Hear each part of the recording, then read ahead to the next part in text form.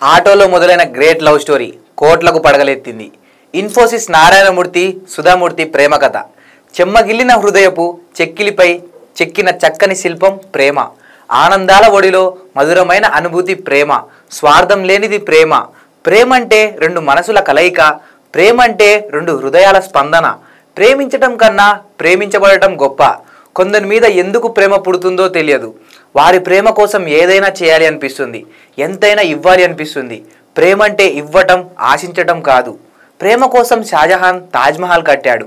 ప్రేమికులుగా లైలా మజ్ను చరిత్రలో నిలిచిపోయారు. అదే ప్రేమ కోసం దేవదాసు తాగుబోతుగా మారాడు. ప్రేమ కొందరిని ముంచేస్తుంది. ప్రేమ కొందరిని ఉన్నత శిఖరాలకు చేరుస్తుంది. రెండవ కోవకు చెందిన ప్రేమికులే నేడు కోట్లకు పడగలెత్తిన ఇన్ఫోసిస్ నారాయణమూర్తి సుధామూర్తి.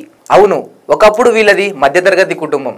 నిజం చెప్పాలంటే ఎక్కి తిరగడానికి 2 వీలర్ కూడా లేదు. ఎక్కడికైనా వెళ్ళాలంటే ఆటో ప్రయాణమే. ఆ ఆటోలోనే వీరి ప్రేమకు తొలి అడుగు పడింది. ఆ ఆటోనే వీరి జీవిత భాగస్వాములను చేసింది. ఆ ఆటోలో పడిన ప్రేమ బీజమే వీరిని అత్యున్నత స్థానాలకు చేర్చింది. ప్రేమంటే వెనుకడుగేయటం కాదు. ప్రేమంటే ఓడిపోవడం కాదు. ప్రేమతో ఏదైనా సాధించవచ్చు అని వీరి ప్రేమ కథ నిరూపించింది. ప్రేమికులందరికీ ఆదర్శంగా నిలిచింది. 1990లో భారత్ చేపట్టిన ఆర్థిక సంస్కరణల ఫలితాల్లో టెక్ దిగ్గజం ఇన్ఫోసిస్ కూడా ఒకటి. మధ్యతరగతి సామాన్య నేపథ్యం కలిగిన నారాయణమూర్తి ఈ సంస్కరణల ఉదంతోనే ఇన్ఫోసిస్ను ప్రపంచ స్థాయి సంస్థగా తీర్చిదిద్దాడు. ఇటీవల కాలంలో ఆయన పాత జ్ఞాపకాల గురించి మీడియాతో పంచుకున్నారు.